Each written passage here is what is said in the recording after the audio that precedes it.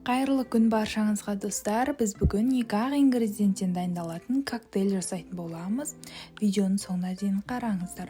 Бізге ең алдымен салқын сүт және сникерс шоколады керек болады. Ең алдымен блендерімізге салқын сүтімізді құямыз. Оның үстіне кубиктап туралған сникерс шоколадын саламыз да блендерімізді қосып, шоколадымыз толық ұсақталғанша блендерлеп аламыз.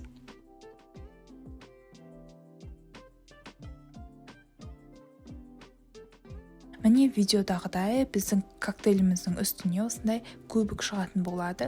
Енді ыдысқа құйып, үстіне мұз салып және карамель сеуіп жесеңіздер де болады. Жаздың күнінде осы коктейльді міндетті түрде жасап көріңіздер. Менің каналыма тіркеліп, лайк басып отырыңыздар, міндетті түрде жасап көріңіздер, астарыңыз сәмді болсын. Сіздермен бірге болған Раушан.